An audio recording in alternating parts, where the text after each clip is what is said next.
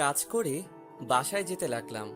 রাস্তা দিয়ে হঠাৎ একটা জায়গায় চোখ পড়লো। মিতুর মতো একটা মেয়ে একটা ছেলেকে পার্কে বসে কিস করতে লাগলো। আমি শিওর হওয়ার জন্য তাদের থেকে একটু দূরে দাঁড়িয়ে দেখতে লাগলাম। তখন আমি নিজের চোখে যেটা দেখলাম তার জন্য মোটেও প্রস্তুত ছিলাম না। ঠিকই ধরেছেন মিতু। আমি ভাবতে পারি নাই মিতু আমার সাথে প্রতারণা করবে। নিজের চোখ দিয়ে দুফোঁটা পানি পড়ে গেল। মিতু আর আমার রিলেশন আজ 2 বছরের। মিতুর আমাকে আগে ভালোবাসার কথা বলেছে, কিন্তু সে আমার সাথে এরকম করবে আমি ভাবতে পারিনি। এ কারণেই তো বলি, মিতুর মোবাইলে কল দিলে এত ব্যস্ত থাকে কেন? আমি ব্যস্তর কথা বললে বলে বান্ধবীর সাথে কথা বলছে, আগের মতো আমার সাথে ঠিকভাবে কথা বলে না। তার মানে মিতু আমাকে এখন আর ভালোবাসে না। আমি তাদের সামনে গিয়ে বললাম, বাহ বাহ মিতু, এসব কি? আর তোমার সাথে ছেলেটা কে? মিতু মনে হয় আমাকে এখানে আশা করে নাই। মিতু কোনো কথা বলছে না। তাই আমি আবার বললাম, তোমাকে কি বলছি? ছেলেটা কে? তুমি না অসুস্থ? ডাক্তার তোমাকে বাইরে যেতে মানা করছে, তাহলে তুমি এখানে কেন? তুই কে? আর মিতুর সাথে এভাবে কথা বলছিস কেন? কথাটা ওকে জিজ্ঞেস করো, আমি কে? মিতু ও কে? আর তোমার সাথে এভাবে কথা বলছে কেন? আমি ওকে চিনি না রনি। কোথা থেকে আসে এসব ছোট লোক? আমি জানি না ও আমাকে কিভাবে চেনে। আমি মিতুর কথা শুনে আকাশ থেকে পড়লাম। ও নাকি আমাকে চিনে না। 2 বছরের ভালোবাসা একদিনে ভুলে গেছে। কিরে, তোকে তো মিতু চিনে না, তুই তাকে কথাগুলো বলছিস কেন? তুমি এটা কি বললে? আমাকে তুমি চিনো না? 2 বছরের ভালোবাসা 1 মিনিটে ভুলে গেলে? বাহ বাহ, তোদের মতো বড় লোকের মেয়েদের ভালোবাসা আমার ভুল ছিল। আগে যদি জানতাম তুই আমার সাথে এত বড় প্রতারণা করবি, তাহলে তোকে কখনো ভালোবাসতাম না। তুই একটা মিথ্যাবাদী। তুই কখনো কাউকে ভালোবাসতে পারবি না, কারণ তোদের মনে ভালোবাসা নেই, আছে শুধু টাকার অহংকার। রনি, তুমি দাঁড়িয়ে কি দেখছো? ছোট লোকটাকে এখান থেকে মেরে বের করে দাও। আমাকে বাহির করতে হবে না, আমি নিজেই চলে যাচ্ছি। আজ আমার টাকা নেই, গাড়ি বাড়ি নেই, তাই তুমি আমাকে ভুলে অন্য কাউকে ভালোবাসলে। একদিন সময় আসবে এই টাকার জন্য তোমাকে পথে নামতে হবে, কথাটা মনে রাখিস।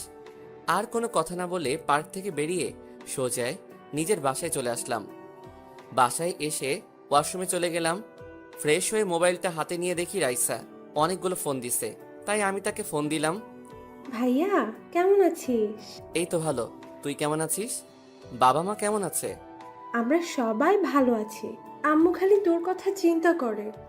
ভাইয়া, প্লিজ তুই বাসায় চলে আয়। না বোন, যেদিন আমি নিজের পায়ে দাঁড়াতে পারবো সেই দিন বাসায় ফিরে যাব। তুই মা বাবার খেয়াল রাখিস। তোর কাছে টাকা পয়সা আছে? না থাকলে আমি পাঠিয়ে দিই। আমার কাছে টাকা আছে, সমস্যা নেই বোন। টাকা লাগলে তোকে ভাইয়া বলবো। ঠিক আছে, ভালো থাকিস। ঠিক আছে, তুইও ভালো থাকিস। ফোন কেটে দিয়ে শুয়ে পড়লাম। ঘুমাতে ঘুমাতে আপনাদের পরিচয়টা দিয়ে দেই। আমি রাসেল, বর্তমানে একটা হোটেলে কাজ করি। আর কিছু জানতে হবে না, গল্পে থাকেন জানতে পারবেন। আর মিতু, ও হচ্ছে বড়লোক বাবার একমাত্র মেয়ে। তার আর আমার 2 বছরের রিলেশন। হোটেলে কাজ করাকালীন তার সাথে আমার প্রেম হয়। সে জানে আমি হোটেলে কাজ করি, তারপরও সে আমাকে ভালোবাসার কথা বলেছে, কিন্তু আমি রাজি হই নাই। তার জোড়াজড়িতে লাস্ট পর্যন্ত রাজি হলাম। হোটেলে কাজ করি আজ 2 বছর 3 মাস ধরে। মিতু যদি আমাকে ভুলে অন্য কাউকে ভালোবাসতে পারে, তাহলে আমি কেন তাকে ভুলে থাকতে পারবো না? এখন থেকে বড় লোকের মেয়ের সাথে কখনো প্রেম করব না। তো যাই হোক, সকালে ঘুম থেকে উঠে ফ্রেশ হয়ে হোটেলে চলে গেলাম। আগে নাস্তা করে নিলাম, তার কাজ করতে লাগলাম। হঠাৎ ম্যানেজার ডাক দিল। জি আঙ্কেল, বলুন। আসলে আমাদের ম্যানেজার অনেক ভালো, হোটেলের সবাই তাকে আঙ্কেল বলেই ডাকে। রাসেল, উত্তর পাশের টেবিলে 2জন কাস্টমার আসছে, তাদের থেকে অর্ডার নিয়ে আসো। জি আঙ্কেল। আমি উত্তর পাশে টেবিলে গিয়ে দেখি 2টা মেয়ে বসে আছে। একজনের চেহারা দেখা যাচ্ছে, কিন্তু আরেকজনের চেহারা দেখা যাচ্ছে না। আমি তাদের বললাম, ম্যাম, আপনারা কি খাবেন? আমার কথা শুনে মেয়ে দুটো আমার দিকে তাকালো। আমি একজনকে দেখে অবাক হয়ে গেলাম। কি মনে করছেন মিতু? আরে না, মেয়েটার নাম নাদিয়া। নাদিয়া দেখতে অনেক সুন্দর। আমি আর নাদিয়া একসাথে কলেজে পড়েছি। নাদিয়ারা ছিল অনেক গরিব, তার বাবা কষ্ট করে তার পড়াশোনা চালিয়েছে। কিন্তু নাদিয়া কলেজে কারোর সাথে তেমন কথা বলতো না, কারণ সে গরিব। এ কারণে কারোর সাথে মিশে না। আপনার নাম নাদিয়া না? জি, আমার নাম নাদিয়া। আপনি রাসেল, রাইট? এবং অনেক মেয়ের ক্রাশ ছিলেন। জি, আমি রাসেল। আর আমি এই হোটেলে কাজ করি। তুই ওকে চিনিস নাদিয়া? চিনি। আমি আর উনি একসাথে কলেজে পড়াশোনা করছি। তো আপনি ঢাকা ছেড়ে এখানে কেন? আসলে নাদিয়ার বাবা মারা গেছে, আজ 1 মাস হয়েছে। এখন নাদিয়া পুরো একা হয়ে গেছে। নাদিয়ার সাথে আমার ফেসবুকে পরিচয়। যখন জানতে পারলাম তার বাবা মারা গেছে, তখন তাকে বলি আমার এখানে চলে আসতে।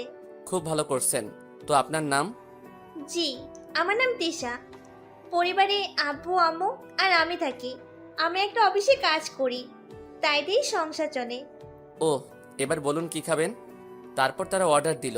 আমি তাদের খাবার এনে দিলাম, কিন্তু নাদিয়ার চেহারার দিকে তাকিয়ে দেখি ও মনে হয় কি চিন্তা করছে। কিছু মনে না করলে একটা কথা বলতে পারি? মনে করার কি আছে বলুন। নাদিয়াকে দেখে মনে হচ্ছে কি চিন্তা করছে। আমাকে একটু বলবেন কি হয়েছে? আসলে নাদিয়াকে আমি যে অফিসে চাকরি করি সেখানে নিয়ে গেছে, কিন্তু বস বলল তাদের নাকি লোক লাগবে না। তাই এখন সে চিন্তা করছে কি করবে। ও, এ কথা। সমস্যা নেই, আমি ওর চাকরির ব্যবস্থা করে দিব। আগে খাবার খেয়ে নাও। আপনি কিভাবে আমার চাকরির ব্যবস্থা করে দিবেন? সেটা আপনাকে ভাবতে হবে না, আগে খাবার খেয়ে নেন। তারপর দুজনে খাবার খেতে লাগলো।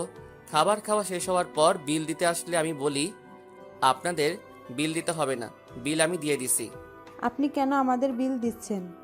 মনে করো বন্ধু হয়ে বন্ধুর বিল দিছি, অন্য সময় নয়, আপনি দিবেন। এখন চলেন। কোথায় যাব? আপনার চাকরির জন্য। ঠিক আছে, চলুন। তারপর হোটেল থেকে বেরিয়ে তাদের একটা অফিসে ঠিকানা দিলাম। আপনারা দুজন এই অফিসে যাবেন, আর তিশা তুমি এই অফিসে চাকরি ছেড়ে দাও। তোমাদের দুজনকে ওই অফিসে চাকরি দিবে। আপনি কি জানেন আমাদের এই অফিসে চাকরি দিবে? সেটা গেলে দেখতে পাবে। আর কোনো কথা নয়, তোমরা এখনই ওই অফিসে চলে যাও। ঠিক আছে। তারা দুজনে একটা রিক্সা নিয়ে অফিসের উদ্দেশ্যে চলে গেল। তারা যাওয়ার পর আমি ফোনটা বের করে রাইসাকে ফোন দিলাম। হ্যালো ভাইয়া, কেমন আছিস? হঠাৎ ফোন দিলি যে? আমি ভালো আছি।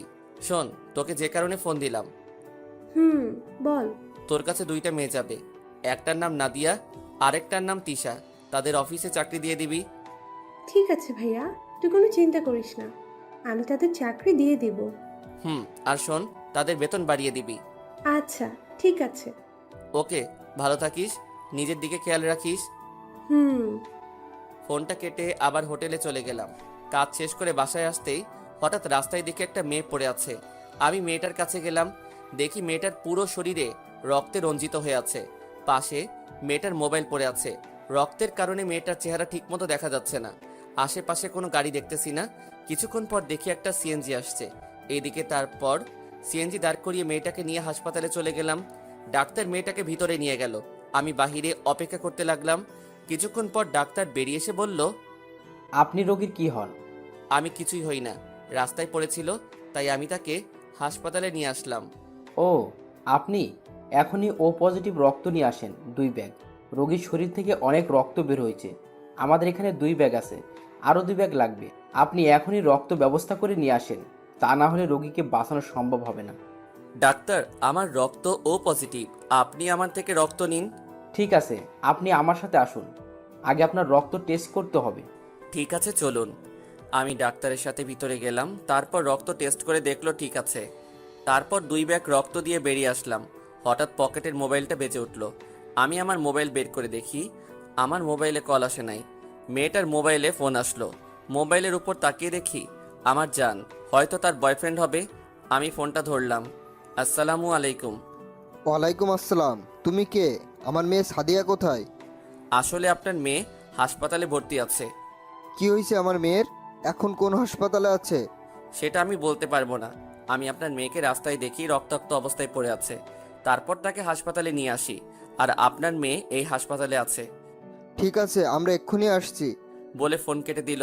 আমার শরীরটা কেমন দুর্বল লাগছে, তাই আমি কেস কাউন্টারে মোবাইলটা রেখে তাদের বললাম 104 নম্বর কেবিনে রোগীর বাবা আসলে তাকে ফোনটা দিয়ে দিতে। আমার কথা জিজ্ঞেস করলে বলবেন আমি বাসায় চলে গেছি। বলে আমি বাসায় চলে আসলাম। ঘড়ির দিকে তাকিয়ে দেখি রাত 2টা বেজে গেছে, তাই আর দেরি না করে শুয়ে পড়লাম। দেখতে দেখতে 1 মাস চলে গেল। নাদিয়া আর তিশা মাঝে মাঝে আমার সাথে দেখা করে। তাদের সাথে ভালো বন্ধুত্ব হয়ে গেছে। ওই মেয়েটাকে দেখতে গিয়েছিলাম পরের দিন, কিন্তু তার বাবা নাকি মেয়েটাকে নিয়ে গেছে বাসায়। সকালে ঘুম থেকে উঠে ফ্রেশ হয়ে হোটেলে আসার পর আঙ্কেল ডাক দিল। বলুন আঙ্কেল। রাসেল, আমাদের একটা বড় অর্ডার পড়েছে। এই এলাকার এমপির মেয়ের জন্মদিন, তাই আমি চাই সব কিছু তুমি দেখাশোনা করবে, কারণ তোমার থেকে বেশি কেউ বোঝে না। ঠিক আছে আঙ্কেল, আমি সব কিছু রেডি করছি। ঠিক আছে। তারপর মাল সামানা নিয়ে এমপির বাড়ি চলে গেলাম। সব কিছু ঠিক করে দিয়ে বাসায় চলে আসলাম। পরের দিন সকালে ঘুম থেকে উঠে ফ্রেশ হয়ে এমপির বাড়িতে চলে গেলাম। আপনারা হয়তো ভাবছেন কী কাজ, আসলে আমরা সবার খাবারের সব আইটেম প্যাক করব। আমি এসে দেখি তারা সবাই কাজ শুরু করে দিছে। দেখতে দেখতে সন্ধ্যা হয়ে গেছে, সব মেহমান আসতে শুরু করে দিছে, আর আমাদের খাবারের আইটেম সব রেডি হয়ে গেছে। এমপির মেয়ের জন্মদিন বলে কথা, সব বড় বড় লোক আসছে, কিন্তু আমি এখনো পর্যন্ত এমপির মেয়েকে দেখলাম না। হঠাৎ দেখি 10-12টা গাড়ি আসলো, সব মিডিয়া সামনে চলে গেল। মনে হয় বড় কোনো লোক আসছে। ঠিকই ধরেছেন, এ আর কেউ নয়, উনি কে তা পরের পর্বে জানতে পারবেন। যদি ভালোবাসা বিশেষ কিছুর উপর নির্ভর করে গড়ে ওঠে, তাহলে সেই বিশেষ কিছু হারিয়ে গেলে ভালোবাসাও হারিয়ে যায়। কিন্তু যে ভালোবাসা কোনো কিছুর উপরই নির্ভর করে না, সেটাই চিরজীবনের জন্য থেকে যায়। এটাকেই হয়তো বলে স্বার্থহীন ভালোবাসা। ভালোবাসি বাগানের ঝরে যাওয়া ফুল, ভালোবাসি মেঘলা নদীর কুল, ভালোবাসি উড়ন্ত এক ঝাঁক পাখি, আর ভালোবাসি তোমার ওই দুই নয়নে রাখি। হঠাৎ 10-15টা গাড়ি আসলো, মিডিয়া সব গেটের সামনে চলে গেল। তখন যে গাড়ি থেকে নামছে সে আর কেউ নয়, বর্তমান সিএম, এবং তার সাথে আরেকজনকে দেখে আমি অবাক হয়ে গেলাম। তাকে দেখে আমি একটু আড়ালে চলে গেলাম। আপনারা হয়তো ভাবছেন উনি কে, তাই তো? উনি আর কেউ নয়, বর্তমান মন্ত্রী মোশাররফ চৌধুরী, মানে আমার বাবা। আপনারা হয়তো বলবেন একজন মন্ত্রীর ছেলে হয়ে হোটেলে কাজ করি কেন? সবই জানতে পারবেন, গল্পে থাকেন। আব্বু সবার সাথে কথা বলে ভিতরে আসলো। তারা তাদের বসার জায়গায় গিয়ে বসলো। কিছুক্ষণ পর এমপির মেয়েকে নিয়ে আসলো। আমি তো এমপির মেয়েকে দেখে চোখ ফিরাতে পারছি না। টানা টানা চোখ, ঠোঁটের পাশে একটা তিল আছে, সেটা তার সৌন্দর্যকে আরো দ্বিগুণ করে তুলছে। এক কথায় বলতে গেলে একটা পরী। তার এমপির মেয়ে সিএম এবং মাই ফাদারের সাথে পরিচয় হলো। পরিচয় হওয়ার পর স্টেজের উপর উঠলো। সাদিয়ার বাবা মা সাদিয়ার দুই পাশে দাঁড়ালো। তারপর সাদিয়া কেক কাটলো। সাদিয়া তার মা বাবাকে খাইয়ে দিল। তারপর আমাদের লোক খাবার পরিবেশন করলো। মন্ত্রীর করতে লাগলো। আপনাদের বলে রাখি, আমার মুখে মাস্ক পরেছিলাম বাবাকে দেখার পর। তো যাই হোক, সবাই খাবার খেতে লাগলো। হঠাৎ একটা মেয়ে এসে আমাকে বলল, আপনি এখানে? কেন বলুন তো, আপনি কি আমাকে চিনেন? আপনাকে আমি চিনি না, তবে একটা হোটেলে কাজ করতে দেখেছি। ঠিকই ধরেছেন, আমি হোটেলে কাজ করি। আজকে এমপির বাসায় খাবারের আয়োজন আমরা করতেছি। ওহ, আমি সাথী, এখানে কলেজে পড়ি। আর সাদিয়া আমার বান্ধবী। ও, আমি রাসেল, বর্তমানে হোটেলে কাজ করি। তারপর সাথী আরও কিছুক্ষণ কথা বলে চলে গেল। হঠাৎ আব্বুর হেঁচকি উঠল। আমি একটা মিনারেল ওয়াটার নিয়ে আব্বুকে দিলাম। আব্বু আমাকে ধন্যবাদ দিল। খাবার খাওয়া দাওয়া শেষ হওয়ার পর সবাই চলে গেল। আমরা সবকিছু গুছিয়ে গাড়িতে তুলে নিলাম। সবাই চলে গেছে। আমি কাজের টাকার জন্য অপেক্ষা করতে লাগলাম। হঠাৎ সাদিয়া আমাকে ডাক দিল।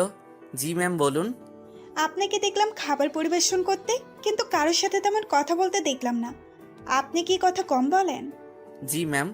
আপনার নাম কি? জি, আমার নাম রাসেল, বর্তমানে একটা হোটেলে কাজ করি। ও, তো সবাই তো চলে গেছে, আপনি যান নাই কেন?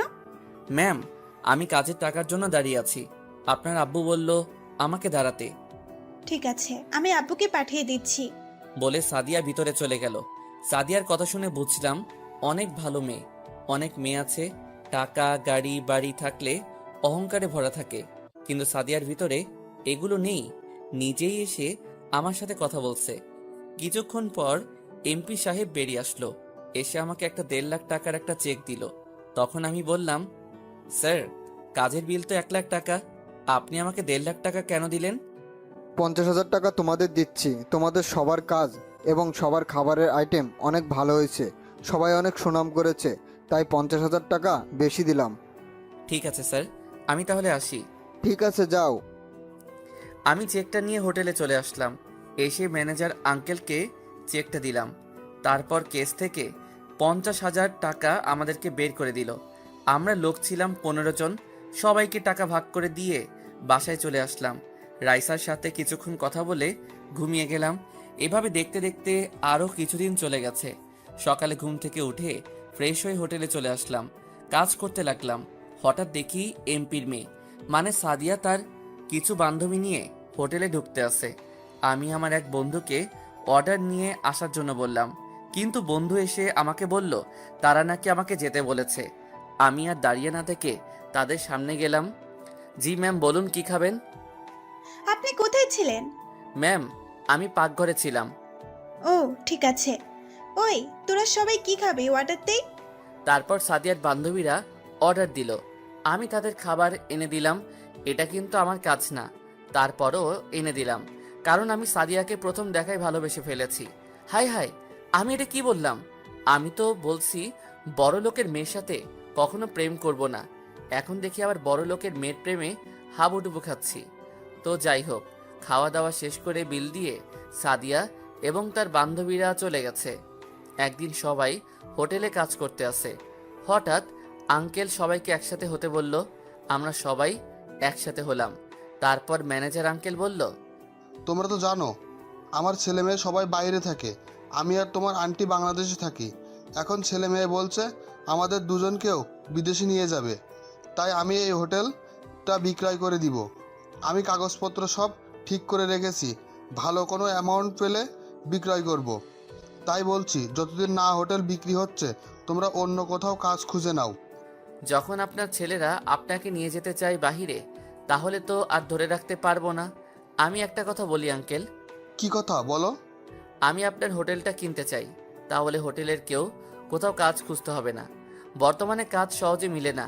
যার টাকা আছে তারা ঘুষ দিয়ে চাকরি নিতে পারে, আর যাদের টাকা নাই তারা রাস্তায় রাস্তায় ঘুরতে হয়।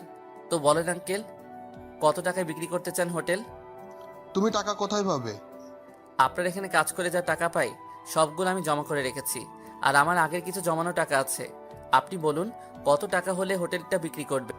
আমি বাইরে অন্য কারোর কাছে বিক্রয় করলে বেশি টাকা পাবো, কিন্তু না, আমি তোমার কাছে বিক্রয় করব। আমি জানি তুমি হোটেলটা আরও বড় করতে পারবে। আমি মনে করছি 25 লাখ টাকা হলে বিক্রি করব। তুমি যেহেতু কিনতে চাও তাহলে আমি 20 লাখ টাকাই দিব। ঠিক আছে আঙ্কেল, আপনি কাগজপত্র সব ঠিক করে রাখেন, আমি কালকে এসে সব টাকা দিব। ঠিক আছে। তারপর হোটেলের সবাই আমাকে জড়িয়ে ধরে কান্না করে দিল। তারা বলল আমি যদি হোটেলটা না কিনতাম তাহলে তারা কোথায় যাবে। তাদের আমি বড় উপকার করলাম। তারপর রাতে কাজ শেষ করে বাসায় আসলাম। বাসায় এসে সব টাকা বের করলাম। সব টাকা মিলিয়ে দেখি 15 লাখ টাকার মতো আছে, বাকি আরো 5 লাখ টাকা। তারপর রাইসাকে ফোন দিলাম। ভাইয়া কেমন আছিস? আমি ভালো আছি, তুই কেমন আছিস? আমি ভালো আছি। খাবার খেয়েছিস? খেয়েছি। রাইসা, তোকে যে কারণে ফোন দিলাম, আমার কিছু টাকা লাগবে। কত লাগবে বল, আমি পাঠিয়ে দিব। বেশি না, 5 লাখ টাকা হলে চলবে। আমি তোকে পরে দিয়ে দিব। আমার টাকা লাগবে না, তুই বল কখন লাগবে টাকা। কালকে লাগবে। তুই নাদিয়ার হাতে টাকাটা দিয়ে দিস, সে আমাকে এনে দিবে। ভাইয়া তোকে দেখতে মন চাইছে, প্লিজ ভাইয়া টাকাটা আমি তোর কাছে নিয়ে আসি। তোর মুখটা দেখছি না, অনেক দিন হয়ে গেছে, তুই না করিস না। ঠিক আছে, তোকে আমি একটা ঠিকানা মেসেজ করে পাঠিয়ে দিচ্ছি, তুই কালকে ওখানে চলে আসবি। ঠিক আছে ভাইয়া। আরও কিছুক্ষণ কথা বলে ফোনটা কেটে দিলাম। আমি তোকে প্রতিদিন দেখি বোন, আমি একমাত্র তোর জন্য এখানে পড়ে আছি। তুই জানিস বোন, তোর ক্ষতি করার জন্য কত লোক পড়ে আছে। তোর এই ভাইটা সব সময় তোর পাশে আছে। আমি এখানে পড়ে আছি একমাত্র তোর জন্য। এসব কিছু ভাবতে ভাবতে ঘুমিয়ে গেলাম। রাতে রাইসাকে ঠিকানা মেসেজ করে পাঠিয়ে দিচ্ছি। সকালে ঘুম থেকে উঠে ঠিকানায় পৌঁছে গেলাম।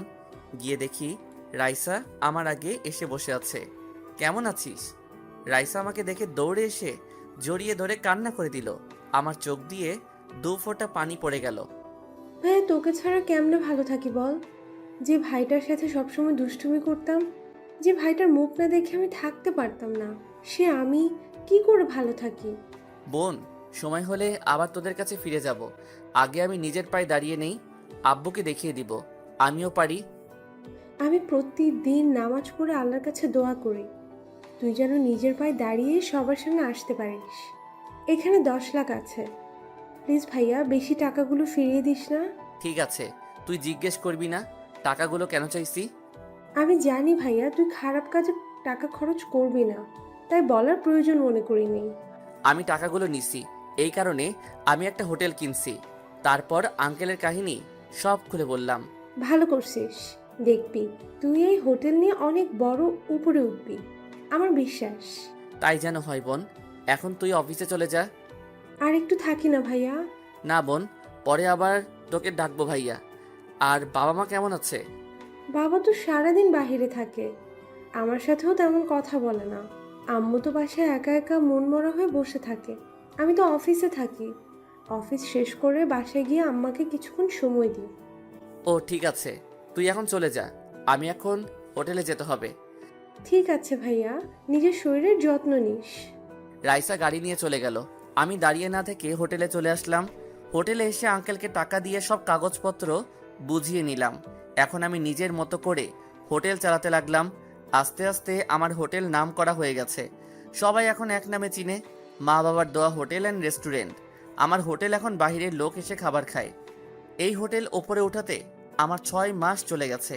এই 6 মাসের ভিতরে সাদিয়া অনেকবার এসেছে আমার হোটেলে এসে আমার দিকে কেমন করে যেন তাকিয়ে থাকে। আসল কথা বলতে, সাদিয়ার এই তাকানো দেখে আমি তার প্রেমে পড়ে গেছি। সাদিয়াকে দেখে মনে হচ্ছে সেও আমাকে ভালোবাসে। তাকাবে না কেন? এককালে কলেজে সব মেয়ের ক্রাশ ছিলাম।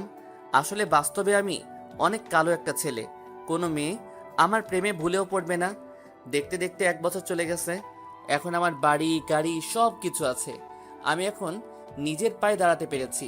এখন আমার আব্বু বলতে পারবে না তুই জীবনে কিছু করতে পারবি না। এখন ভাবছি সাদিয়াকে প্রপোজ করব। দেরি না করলে হয়তো অন্য কেউ নিয়ে যাবে। এই 1 বছরে সাদিয়ার সাথে ভালো বন্ধুত্ব হয়ে গেছে। তার সাথে এখন ফোনে কথা হয়। রাতে সাদিয়াকে ফোন দিলাম। বলো। কেমন আছো? ভালো আছি। তুমি কেমন আছো? আমিও ভালো আছি। কালকে আমার সাথে একটু দেখা করতে পারবে? কোথায় দেখা করবে? আমরা যে জায়গায় মাঝে মাঝে দেখা করতাম। ঠিক আছে, কয়টায় আসবে? বিকাল 5টায়। ওকে, ঠিক আছে। তারপর আরও কিছুক্ষণ কথা বলে ফোনটা কেটে দিলাম। এবার আপনাদেরকে বলি, রাইসা আমার সাথে আরও অনেকবার দেখা করেছে এবং রাইসার থেকে যে টাকা নিয়েছি ওগুলো তাকে দিয়ে দিছি। রাইসা নিতে চাইনি, আমি জোর করে তার টাকা দিয়ে দিছি। আপনারা হয়তো এখন জিজ্ঞেস করবেন রাইসার ক্ষতি করার জন্য কেন লোক পড়ে আছে। রাইসা কি করেছে? এখানে রাইসা কিছু করে নাই। যা করেছি আমি, আমার উপর প্রতিশোধ নিতে রাইসার ক্ষতি করার চেষ্টা করছে। তো আপনারা বলবেন আমি কি ক্ষতি করেছি? গল্পে থাকেন সবকিছু জানতে পারবেন। সকালে ঘুম থেকে উঠে ফ্রেশ হয়ে হোটেলে চলে গেলাম। বিকেলে হোটেল থেকে বেরিয়ে গাড়ি নিয়ে পার্কে চলে আসলাম। পার্কে ঢুকে দেখি সাদিয়া আমার সাথে এসে বসে আছে। সাদিয়া আমাকে দেখে বলল, তোমার আসতে এত দেরি হলো কেন? হোটেলে অনেক কাস্টমার, তাই আসতে লেট হয়ে গেছে। আপনাদের একটা কথা বলি, আমি হোটেলটা আগে যেভাবে কাজ করেছি এখনও সেভাবে কাজ করি। কেউ বুঝতে পারবে যে আমি এই হোটেলের মালিক। আমার হোটেলের একজন ম্যানেজার রাখছি। তো যাই হোক, ও, তা কি কথা বলবে বলো? আমার কথা শুনে আবার রাগ করবে না তো? না, রাগ করব না, বলো কি বলবে। আমার জীবনে কেউ নেই তুমি ছাড়া। আমার জীবনে কোনো স্বপ্ন নেই তুমি ছাড়া। আমার দু চোখ কিছু খোঁজে না তোমায় ছাড়া। আমি কিছু ভাবি না তোমায় ছাড়া। আমি কিছু লিখতে পারি না তোমার নাম ছাড়া। আমি কিছু বুঝতে চাই না তোমায় ছাড়া। সাদিয়া, তোমার সাথে কথা বলতে বলতে আমি তোমাকে কখন যে তোমাকে ভালোবেসে ফেলেছি আমি নিজেও জানি না। আমি তোমাকে ভালোবাসি সামিয়া। তারপর সাদিয়া এমন কিছু করবে আমি তো কল্পনাও করতে পারিনি।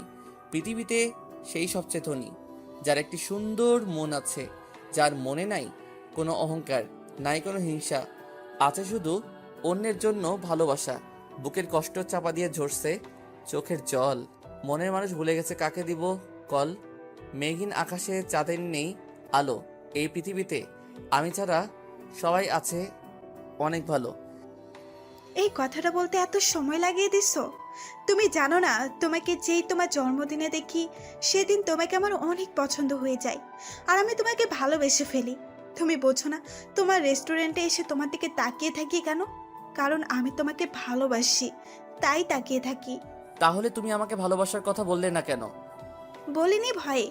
যদি তুমি না করে দাও তাহলে তো তোমার সামনে আসতে পারবো না, আর আমি একটা মেয়ে হয়ে কিভাবে তোমাকে ভালোবাসার কথা বলি।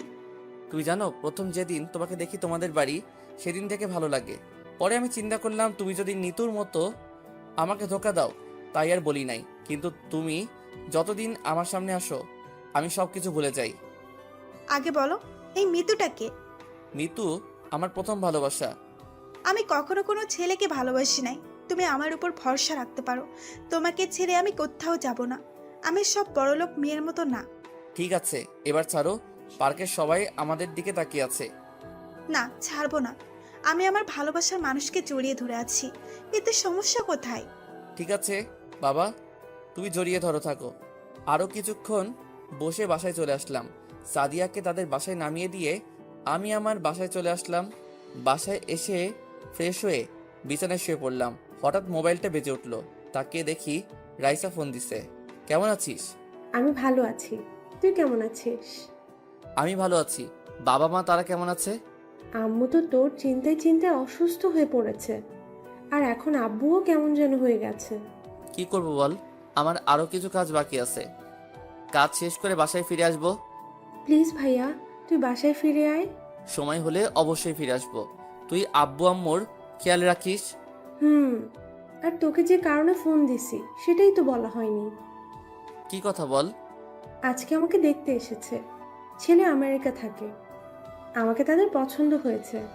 আর ছেলে নাকি আব্বুর বন্ধুর ছেলে। ছেলে অনেক ভালো, বিয়ের পর আমাকে আমেরিকা নিয়ে যাবে। তাহলে তো ভালোই। তো দিন তারিখ কবে ঠিক করবে? আকাশ আজকে রাতে বাংলাদেশ আসবে, কালকে এসে আন্টি পড়িয়ে দিবে। 3 তারিখ ঠিক করবে। তুই এই বিয়ে করিস না রাইসা। কেন ভাইয়া?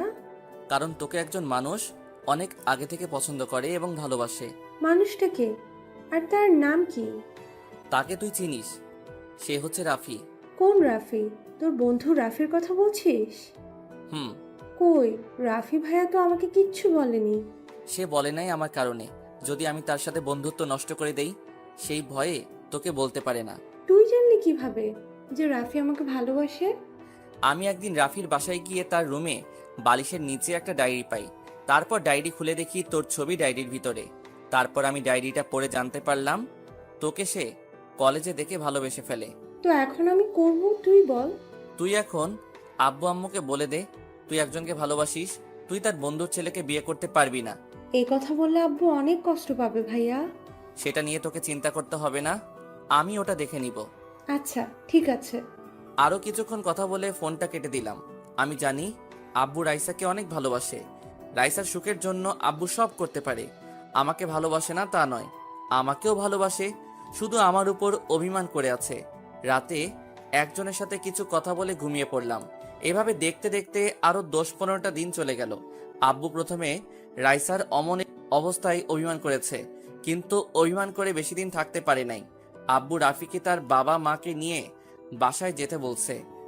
আপনাদের বলি, রাফিদের 2টা কোম্পানি আছে, একটা তার বাবা দেখে, আরেকটা রাফি। রাফিকে আব্বু আম্মুর সবার পছন্দ হয়েছে। তারা সামনে শুক্রবার বিয়ের দিন ঠিক করেছে। হাতে সময় আছে 3 দিন। আব্বু তার বন্ধুকে বুঝিয়ে বলছে। এরপর আর কিছু বলে নাই। এখানেও একটা রহস্য আছে, পাশে থাকেন জানতে পারবেন। এবার আপনাদের বলি আব্বুর সাথে আমার কি হয়েছে। আপনাদের বলি, আব্বু মন্ত্রী পদে এসে টাকার নেশা তার ভিতরে ঢুকে যায়। যারা সরকারি চাকরি নিতে আসে তাদের থেকে তাদের একটা চাকরি দেয়। এটা নিয়ে আব্বুর সাথে তর্ক বিতর্ক সৃষ্টি হয়। এরপর আব্বু আমাকে বলে, পারলে টাকা কামিয়ে দেখা। অনেক পরিশ্রম এবং টাকা খরচ করে মন্ত্রী পদ পেয়েছি। আমাদের মতো পরিশ্রম করে টাকা কামিয়ে দেখা। আমি টাকা কমিয়ে ঠিকই দেখাবো, তবে তোমার মতো হারাম টাকা না। আমি হালাল টাকা কামিয়ে তোমাকে দেখাবো। তুই যদি হালাল টাকা কামিয়ে আমার সামনে আসতে পারিস তাহলে আমি হারাম খাওয়া ছেড়ে দিব। তারপর আর কি, বাসা থেকে বেরিয়ে হোটেলে কাজ নিলাম। তারপর কি হলো আপনারা তো জানেন। পরের দিন সকালে উঠে আর রেস্টুরেন্টে যাইনি, কারণ আমি বাড়িতে যাব। রাইসা সোজা বলে দিছে আমি যদি না যাই তাহলে সে বিয়ে করবে না। সাদিয়া এবং আমার ভালোবাসা আগের মতোই চলছে, তবে মাঝে মাঝে সাদিয়াকে ফোন দিয়েলে ব্যস্ত থাকে। আমি তাকে বলে সে বলে নানি ফুপা ফুপি তাদের অনেক আত্মীয় স্বজনের সাথে কথা বলে, তাই আমি আর কিছু বলি না। পরের দিন সাদিয়াকে ফোন দিয়ে বললাম আমার সাথে মার্কেটে যাওয়ার জন্য, কিন্তু সে বলল তার নাকি বাসায় মেহমান আসবে। আমি বাসা থেকে বেরিয়ে গাড়ি নিয়ে মার্কেটে চলে গেলাম। গাড়ি পার্কিং করে যেই না গাড়ি থেকে নেমে মার্কেটের ভিতরে ঢুকবো, হঠাৎ একটা জায়গায় চোখ আটকে গেল। দেখি সাদিয়া একটা ছেলের সাথে দাঁড়িয়ে কথা বলছে, আর যেই ছেলেটাকে দেখলাম তাকে দেখে আরো অবাক হলাম। ও দেশে আসলো কবে, আর সাদিয়ার সাথে ওর সম্পর্ক? আমাকে সবকিছু জানতে হবে। আমি মার্কেটের ভিতরে ঢুকে সবার জন্য কেনাকাটা করে বাইরে এসে দেখি সাদিয়া আর ওই ছেলেটা নেই। আমি গাড়ি নিয়ে সোজা বাসায় চলে আসলাম। বাসায় এসে একজনকে ফোন দিলাম। হ্যালো, বল। নাদিম দেশে কবে আসলো? আর তোরা আমাকে বলিস নাই কেন? আমি তো তাকে কিছুক্ষণ আগে দেখলাম, এমপির মেয়ের সাথে গাড়িতে করে কোথায় যেন যাচ্ছে। শোন, নাদিমের উপর ভালো করে নজর রাখবি।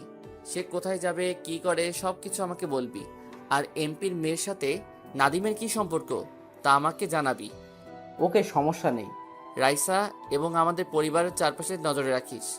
বাহিরের কোনো লোকজন যেন ভিতরে না যেতে পারে। ওটা নিয়ে তোকে চিন্তা করতে হবে না। আমি আরও লোক বাড়িয়ে নিছি। যে লোকগুলো নিছি সবগুলো বডি বিল্ডার। নাদিমের লোক তাদের দেখলে ভয়ে জায়গায় প্রসাব করে দিবে। ঠিক আছে, আমি এখন বাড়ি যাব। তোরা ওই দিকে খেয়াল রাখিস।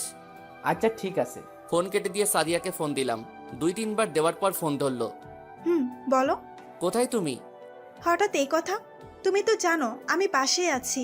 ও, আমার মনে ছিল না। তা মেহমান কি চলে এসেছে? গেস্ট রুমে বসে আব্বু আমার সাথে গল্প করছে। আচ্ছা, তোমাকে যেটার জন্য ফোন দিচ্ছি, আমি আমার এক বন্ধুর বোনের বিয়েতে যাব। তুমি কি আমার সাথে যাবে? তুমি যাও, আমার এসব বিয়ে বাড়িতে যেতে মনে কয় না। মানুষের চেঁচামেচি আমার ভালো লাগে না। ঠিক আছে, তাহলে আমি গেলাম। রাতে ফোনে কথা হবে। ওকে, যাও। আল্লাহ হাফেজ। আল্লাহ হাফেজ। আমি ফোন কেটে দিয়ে মনে মনে বললাম, তুমি কেন যাবে না তা আমার ভালো করে জানা আছে। আর তুমি আমাকে ভালোবাসো না, আমার সাথে প্রেমের অভিনয় করছো। কারণ নাদিমের সাথে তোমাকে দেখে আমি বুঝতে পেরেছি। দেখি সাদিয়া, তুমি আমার সাথে কত নাটক করতে পারো। তুমি এখনো এই রাসেলকে চিনো না। তারপর রেডি হয়ে গাড়ি নিয়ে বাসায় চলে আসলাম। আপনাদের বলি, আমি আমাদের বাসা থেকে কিছুটা দূরে থাকি। বাসায় আসতে 1 ঘন্টা সময় লাগে। বাড়ির সামনে আসার পর বাড়ির দারোয়ান গেট খুলে দিল। ভিতরে যাওয়ার পর গার্ড এসে দরজা খুলে দিল। দারোয়ান তার আমাকে দেখে চিনে ফেলছে। আমি গাড়ি থেকে নেমে দরজার সামনে এসে কলিং বেল চাপ দিলাম। আম্মু এসে দরজা খুলে দিল। আমাকে দেখে জড়িয়ে ধরে কান্না করে দিল। মায়ের চেহারা আগের থেকে অনেক শুকিয়ে গেছে, কারণ মা আমাকে অনেক ভালোবাসে। আমি মায়ের চোখের পানি মুছে দিয়ে বললাম, আম্মু কান্না করো না। তুই আমাদের ছেড়ে কিভাবে থাকলি? তোর একবারও কে মায়ের কথা মনে পড়ে নাই? তুই জানিস না তোকে আমি কত ভালোবাসি? আম্মু, তোমাকে প্রতিদিন মনে পড়ে। আব্বুর কথা রাখতে আমি বাড়ি থেকে বের হয়ে গেছি। আজ আমি বাবার কথা রাখতে পেরেছি। এখন আমি নিজের পায়ে দাঁড়িয়ে আছি। আমি হালাল টাকা কামিয়ে আজ আমি টাকা পয়সার মালিক হয়েছি। ঠিক আছে, এখন ভিতরে আয়। চলো। আব্বু কোথায়? তোর আব্বু একটা জনসভায় গেছে, কিছুক্ষণের মধ্যেই চলে আসবে। ওহো, আমার কলিজা কোথায়? ওর রুমে আছে, যা গিয়ে দেখা করে দুজনে ফ্রেশ হয়ে নিচে আয়, আমি টেবিলে খাবার দিচ্ছি। ঠিক আছে আম্মু। বলে আমি রাইসার রুমে চলে আসলাম। এসে দেখি বোন আমার রাফির সাথে মোবাইলে হেসে হেসে কথা বলছে। বাহ বাহ, বিয়ে না হতেই এত কথা। না জানি বিয়ের পর কি করবি। আমাকে তার রুমে দেখে ফোনটা কেটে দৌড়ে এসে জড়িয়ে ধরে কান্না করে দিল। এই পাকলি, কান্না করিস কেন? তুই আসবি, আমাকে বললি না কেন? বলে দিলে তো আর সারপ্রাইজ দিতে পারতাম না। আমি অনেক খুশি হয়েছি ভাইয়া, তুই আবার ফিরে এসেছিস। ঠিক আছে, এখন ফ্রেশ হয়ে নাও, দুজনে একসাথে খাবার খাবো। ঠিক আছে ভাইয়া, আমি এখনই ফ্রেশ হয়ে আসছি। রাইসা ফ্রেশ হতে চলে গেল। আমি আমার রুমে চলে আসলাম। রুমটা কি সুন্দর করে সাজিয়ে রেখেছে। আমি ওয়াশরুমে ঢুকে ফ্রেশ হয়ে নিচে চলে আসলাম। কিছুক্ষণ পর রাইসা এসে আমার পাশে বসলো। আব্বু বলল সে নাকি আমাকে নিজের হাতে খাইয়ে দিব। রাইসা বলল তাকেও খাইয়ে দিতে। আম্মু রাইসাকে আর আমাকে খাইয়ে দিল। খাবার খেয়ে রুমে চলে আসলাম। আপনাদের একটা কথা বলি, রাইসা জানে না আমি যে মন্ত্রীর ছেলে। রুমে এসে একজনকে ফোন দিলাম। তারপর সে যেটা বলল আমি তো অবাক হয়ে গেলাম। তার মানে সাদিয়া আমার ব্যাপারে সব কিছু জানে। তাহলে চলুন ওপাশ থেকে কি বলেছে। কোনো খবর পেয়েছিস? আমি তোকে ফোন দিতে মোবাইল হাতে নিছি, এখন দেখি তুই ফোন দিলি কেন? নাদিমের সাথে এমপির মেয়ে সাদিয়ার সব খবর জেনে গেছি। কি জানিস বল। সাদিয়া হচ্ছে নাদিমের মামাতো বোন। সাদিয়া বিদেশ থেকে পড়াশুনো করে দেশে এসেছে। আর কি জানিস? আমাদের লোক তাদের পিছনে লাগিয়েছি। কিছুক্ষণ আগে ওরা আমাকে সব বলল। সাদিয়া তোর সাথে প্রেমের অভিনয় করছে। সব কিছু নাদিমের প্ল্যান, যাতে তোকে মারতে সুবিধা হয়। আর সাদিয়া এটাও জানে তুই মন্ত্রীর ছেলে। ওরা কিভাবে জানলো আমাকে সাদিয়া মারার জন্য প্রেমের অভিনয় করছে? নাদিম আর সাদিয়া একটা রেস্টুরেন্টে খাবার খেতে খেতে এইসব বলছে। আমাদের লোক সব শুনে আমার কাছে বলছে, আচ্ছা, তোদের মধ্যে মামাতো ভাই বোন ছাড়া অন্য কোনো প্রাণী আছে? সেরকম কিছু জানতে পেরেছে? এমন কিছু জানতে পারে নাই। ও, আমার মনে হয় সাদিয়া যদি সত্যিটা জানতো তাহলে নাদিমের কথায় কখনো রাজি হতো না। ওপাশে কে কথা বলছে তা আর গোপন রাখবো না। ও আর কেউ নাই, আমার বন্ধু এনামুল। তার একটা গ্রুপ আছে আর তার নাম শুনলে এলাকার মানুষ ভয় পায়। আমি আর এনামুল একসাথে কলেজে পড়ছি। কলেজে পড়া অবস্থায় এনামুল এই গ্রুপ তৈরি করে। এনামুল কোনো খারাপ কাজ করে না, সে সবসময় মানুষের বিপদে এগিয়ে আসে। বলতে গেলে এনামুল, রাফি আর আমি বেস্ট ফ্রেন্ড। তো যাই হোক, তো এখন কি করব বল? এখন কিছু করা যাবে না, আগে রাইসার বিয়েটা শেষ হোক, তারপর যা করার করব। তোরা নাদিম আর সাদিয়াকে চোখ বেড়ে রাখবি, তারা কখন কোথায় যায় কি করে সবকিছু আমাকে জানাবি। আচ্ছা ঠিক আছে। আরও কিছুক্ষণ কথা বলে কেটে দিলাম। ফোনটা কেটে দরজার সামনে তাকিয়ে দেখি আব্বু দাঁড়িয়ে আছে। আব্বু কি এনামুল আর আমার কথা শুনে ফেলেছে? মনে মনে বললাম, আব্বু কেমন আছো? আমি ভালো আছি, তুই কেমন আছিস? আমিও ভালো আছি। আর আমি তোমার কথা রেখেছি, আমি এখন হালাল টাকা উপার্জন করি। দেশের টাকা দিলে এখন আমার সব কিছু আছে। ভালো। তা এখন কি করিস? মা বাবার দোয়া হোটেল অ্যান্ড রেস্টুরেন্ট, এদের নাম শুনেছো? শুনেছি রেস্টুরেন্টটা বাংলাদেশের একটা বিখ্যাত হোটেল। ওটাই বাইরে থেকে মানুষ এসে খাবার খায়। ঠিকই শুনেছো, ওটার মালিক আমি। ও, আর কিছু না বলে আব্বু চলে গেল। আমি মনে মনে বলতে লাগলাম, আব্বুর তো কোনো রিয়াকশন দেখলাম না। আজ কত বছর পর বাড়িতে আসলাম, নাকি আমার সব কথা শুনে ফেলছে। যাই হোক, এটা নিয়ে পরে ভাবা যাবে। রাতে সবার সাথে খাবার খেয়ে আমি নিজের রুমে চলে আসলাম। বিছানায় শুয়ে ম্যানেজারের সাথে কিছুক্ষণ কথা বলে সাদিয়াকে ফোন দিলাম, কিন্তু সাদিয়ার ফোনটা ওয়েটিংয়ে আছে। কিছুক্ষণ পর রাইসা আমার রুমে আসলো, তার সাথে কিছুক্ষণ কথা বলে ঘুমিয়ে গেলাম। সকালে ঘুম থেকে উঠে ফ্রেশ হয়ে নিচে এসে দেখি সব মেহমান আসা শুরু করছে।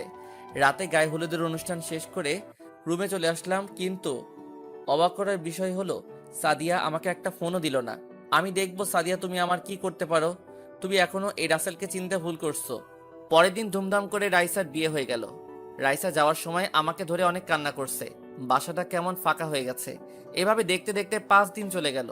সাদিয়ার সাথে এখনো কথা হয় নাই। তাকে ফোন দিছে অনেকবার, কিন্তু ফোন বন্ধ।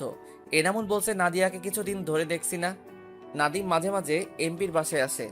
রাইসাকে বিয়ের পরের দিন আমাদের বাসায় নিয়ে এসেছি। গতকাল রাইসা আর রাফি চলে গেল। এখন সে অফিস নাদিয়া আর তিশা দেখাশোনা করে। নাদিয়া আর তিশাকে একটা ফ্ল্যাট বাড়ি আর অফিসে যাওয়া আসার জন্য একটি গাড়ি দেওয়া হয়েছিল। বিছানায় শুয়ে শুয়ে মোবাইল টিপতে রাখলাম। হঠাৎ একটা আননোন নাম্বার থেকে আমি ফোনটা ধরে বললাম, হ্যালো, কে বলছেন? আমি সাদিয়া, তুমি কেমন আছো? তোমাকে ছাড়া কি করে ভালো থাকি বলো? তুমি এতদিন কোথায় ছিলে? আর তোমার মোবাইল বন্ধ কেন? আমি মামার বাসায় এসেছি আর মোবাইল বাড়িতে ফুলে রেখে এসেছি। তার মানে সাদিয়া নাদিমদের বাসায়। এ কারণে তো এনামুল বলল সাদিয়াকে কিছুদিন ধরে দেখে না। মনে মনে বললাম, তাদের কারো মোবাইল থেকে ফোন দেয়া যায় না। প্লিজ তুমি রাগ করো না, আমি তোমার নাম্বারটা মুখস্থ করে রাখি নাই। আমার নাম্বার মুখস্থ করবে কিভাবে? আমাকে কিভাবে মারবে তার প্ল্যান করছো? আপনারা কি ভাবছেন আমি ওর সাথে এত সুন্দর করে কথা বলছি কেন? আরে ভাই, এটা আমি ওর সাথে অভিনয় করছি। দেখি তার মনের অনুভূতি কেমন। ও, আজকে আমার সাথে দেখা করতে পারবে? কোথায় দেখা করবে? কফি শপে, রাত 9টা। আচ্ছা ঠিক আছে, ওকে বাই। বাই। ফোন কেটে দিয়ে ওয়াশরুমে ঢুকে ফ্রেশ হয়ে দুপুরের খাবার খেয়ে রুমে এসে একটা ঘুম দিলাম। বিকালে ঘুম থেকে উঠে মা বাবাকে বলে গাড়ি নিয়ে রেস্টুরেন্টে চলে আসলাম। রেস্টুরেন্টে কিছুক্ষণ থেকে কফি শপে চলে আসলাম। আমি একটা টেবিলে গিয়ে বসলাম। কিছুক্ষণ পর দেখি সাদিয়া আসলো। আমি বুঝি না এই মেয়েটা আমাকে কি পাগল করে ছাড়বে। সাদিয়াকে আজকে এত সুন্দর লাগছে যা বলে বোঝাতে পারবো না, কিন্তু ওর এই রূপের পিছনে যে কত বড় শয়তান লুকিয়ে আছে সেটা একমাত্র আমি জানি। একটু দাঁড়াও তো। কেন? তোমাকে বলছে দাঁড়াতে। আমি আর কোনো কথা না বলে দাঁড়িয়ে গেলাম। দাঁড়ানোর সাথে সাথে সাদিয়া আমাকে জড়িয়ে ধরলো। এই, তুমি কি করছো? সবাই তাকিয়ে আছে। দেখলে দেখুক, আমার কিছু যায় আসে না। কতদিন পর তোমার সাথে দেখা, তাই তোমাকে জড়িয়ে ধরলাম। ঠিক আছে, এবার ছাড়ো। হুম। সাদিয়া আমাকে ছেড়ে দিয়ে একটা চেয়ার টেনে বসলো। দুজনে কফি খেতে খেতে কথা বলছি। কফি খাওয়া শেষ করে বাহিরে আসার পর সাদিয়া বলল, আমাকে একটু বাসায় নামিয়ে দিয়ে আসো, আজকে আমি গাড়ি নিয়ে আসি নাই। ঠিক আছে আসো। তারপর দুজনে গাড়িতে উঠে যেতে লাগলাম। সাদিয়া আমার ঘাড়ে মাথা দিয়ে রাখলো। সাদিয়ার দিকে তাকালে বোঝা যায় সে কিছু জানে না। গাড়ি চালাতে চালাতে হঠাৎ দেখি 2-3টা গাছের গুঁড়ি রাস্তার মাঝখানে পড়ে আছে। আমি সাদিয়ার দিকে তাকিয়ে দেখি ঘুমিয়ে পড়েছে। আমি তাকে সিটে সুন্দর করে রেখে একটা মুচকি হাসি দিয়ে গাড়ি থেকে বের হয়ে আসলাম। গাড়ি থেকে নামার সাথে সাথে আমার চারপাশে কিছু ছেলে ঘেরাও করে ফেলছে। তাদের হাতের দিকে তাকিয়ে দেখি লাঠি, ছুরি আরও ইত্যাদি সামগ্রী। তোরা আমাকে এভাবে ঘেরাও করছিস কেন? আমি বলছি তাই। ওহ তুই? আমি তোকে আর তোর বোনকে মারতে আমি অনেক লোক পাঠিয়েছি, কিন্তু তারা কিছু করতে পারে না। তোদের মারতে গিয়ে আমার অনেক লোক মার খেয়েছে। তুই এখন আমাকে মারবি? সেটা তুই কখনো পারবি না, কারণ তুই এই রাসেলকে এখনো চিনতে পারিস নাই। আমার কোনো দোষ নেই। তারপরও তুই আমাকে মারতে আসলি। তোর কারণে আমার একমাত্র বোন গলায় দড়ি মরেছে, তারপরে তুই বলছিস তোর কোনো দোষ নেই। আমি তো তোর বোনকে গলায় দড়ি দিতে বলি নাই। আমি তাকে শুধু বলছি ওকে আমি ভালোবাসতে পারবো না। তুই আমার বোনকে ভালোবাসিস নাই কেন? ওর কোন দিক দিয়ে কম ছিল? চেহারায়, গাড়ি বাড়ি সব কিছুই তো ছিল। তোর বোনকে আমি ভালোবাসি নাই এই কারণে যে তোর বোন ছিল একটা অহংকারী মেয়ে। তোর বোন গরিবকে মানুষ মনে করতো না, তাদের উপর অন্যায় অত্যাচার করত। এই কারণে তুই অনেক বড় ভুল করে ফেলেছিস। এখন তোকে মেরে আমার বোনের হত্যাকারীর প্রতিশোধ নিব। সেটা তুই কখনো পারবি না। ও মা, তাই নাকি? তাই জানো। আমার হাতে এটা কি দেখছিস? তোর কারণে আমার মামাতো বোন রিয়া গলায় দড়ি দিছে। তোকে আমি বাঁচিয়ে রেখি কিভাবে? এবার আমি বলি, তুমি শোনো। আমি জানি সাদিয়া তুমি আমাকে ভালোবাসো নাই, আর তুমি এটাও জানো আমি একজন মন্ত্রীর ছেলে। আমাকে মারার জন্য তুমি আমার সাথে প্রেমের অভিনয় করছো। ঠিকই ধরেছিস। আমি কখনো তোকে ভালোবাসি নাই। আমি বিদেশ থেকে পড়াশোনা শেষ করে বাড়িতে আসার পর নাদিম আমাকে সবকিছু খুলে বলেছে। তারপর আমি তোকে মারার প্ল্যান করি। আমার জন্মদিনে তোকে দেখে আমি তো অবাক হয়ে গেলাম। তারপর তোর সাথে নিজেই গিয়ে কথা বললাম। তোর রেস্টুরেন্টে গিয়ে তোর দিকে তাকিয়ে থাকতাম যেন তুই বুঝতে পারিস আমি তোকে পছন্দ করি। পরে তুই নিজেই এসে আমাকে ভালোবাসার কথা বলছিস। তোকে মারার জন্য অনেক প্ল্যান করছি, কিন্তু কোনো কাজ হয় নাই। তারপর নাদিমকে ফোন দিয়ে দেশে আসতে বললাম। তোকে চিনতে পেরেছি। নাদিম আমাকে তোর একটা ছবি পাঠিয়েছে। তোর বোনকে মারতে চেয়েছি, কিন্তু তোর বোনের চারপাশে তুই লোক লাগিয়ে রেখেছিস, তাই তাকে কিছু করতে পারি নাই।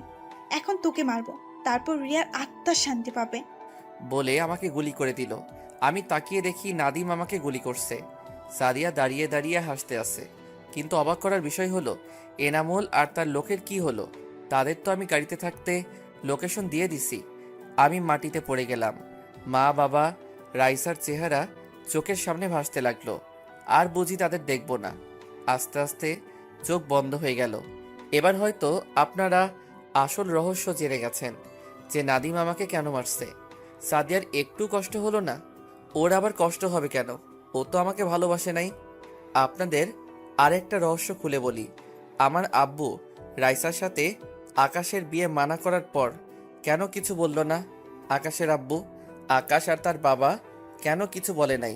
তাহলে আকাশের বাবা অবৈধ ব্যবসা করে, নারী পাচার করে বাহিরে রাষ্ট্রে, আর বাহিরে আকাশ সব কিছু করে। আকাশের আব্বু এসব করে আমার আব্বুর পাওয়ারে। আব্বুর সাথে কিছু করতে গেলে তাদের ব্যবসা বন্ধ হয়ে যাবে। সে কারণে কিছু বলে নাই। মনে পড়ে তোমাকে যখন থাকি নীরবে ভাবি, শুধু তোমাকে সবসময় অনুভবে স্বপ্নে দেখি। তোমাকে চোখের প্রতি পলকে আপন ভাবি, তোমাকে আমার প্রতি নিঃশ্বাসে ও বিশ্বাসে। তুমি সেই স্বপ্ন পড়ি যাকে নিয়ে স্বপ্ন দেখি। তুমি সেই অনুভূতি যাকে আমার মন অনুভব করে। তুমি সেই প্রেমিকা যার ভালোবাসার ছন্দ প্রেমিক আমি। চোখ খুলে দেখি আমার পাশে একজন মায়ের বয়সী মহিলা বসে আছে। চারপাশে তাকিয়ে দেখি আমি একটা হাসপাতালের কেবিনে আছি। আমাকে চোখ খুলতে দেখে মহিলাটি আমাকে জড়িয়ে ধরে কান্না করে দিল আর বলতে লাগলো, বাবা রাসেল, তোর জ্ঞান ফিরেছে? আজকে 3 দিন পর তোর জ্ঞান ফিরেছে। আপনি কে?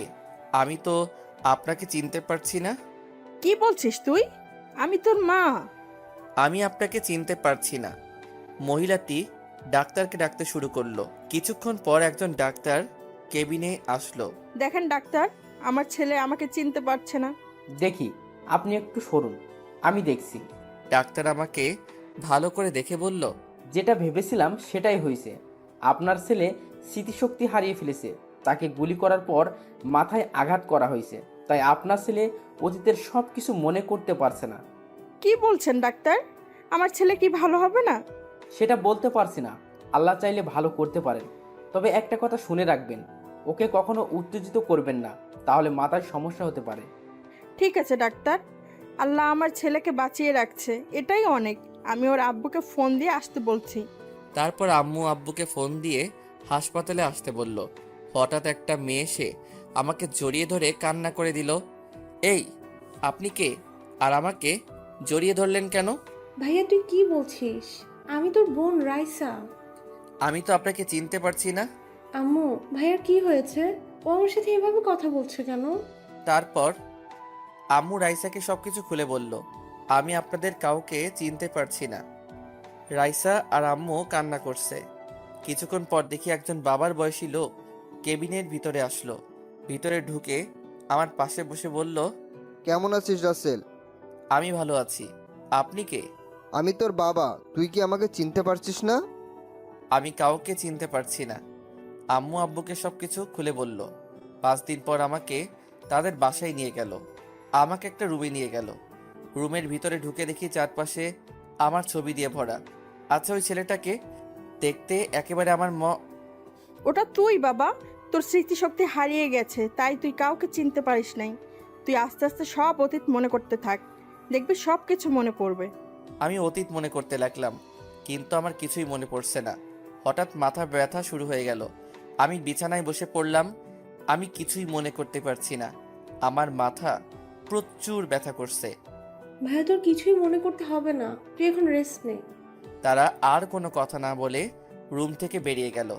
আমি বিছানায় শুয়ে পড়লাম। দেখতে দেখতে 1 মাস চলে গেল।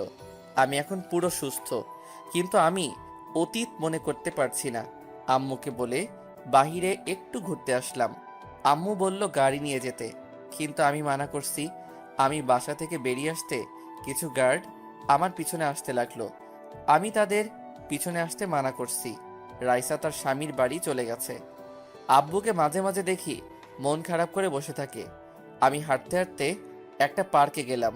পার্কের ভিতরে ঢুকে দেখি সব জোড়া জোড়া বসে আছে। হঠাৎ একটা ছেলে আমার সামনে এসে বলল, রাসেল, তুই কেমন আছিস? আপনি কে? আপনাকে তো চিনতে পারছি না। আমি জানি তুই আমার উপর রেগে আছিস। শোন, আমি ওই দিন 15-20 জন পোলাপাই নিয়ে তোর লোকেশন অনুযায়ী আসতেছিলাম। হঠাৎ মাঝ রাস্তায় বড় একটা ট্রাক এসে আমাদের গাড়ির সাথে মেরে দেয়।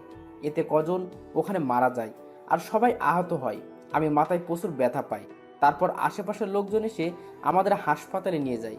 কিছুদিন আগে হাসপাতাল থেকে বাসায় এসেছি। তোকে অনেক ফোন দিছি, কিন্তু তোর ফোন বন্ধ।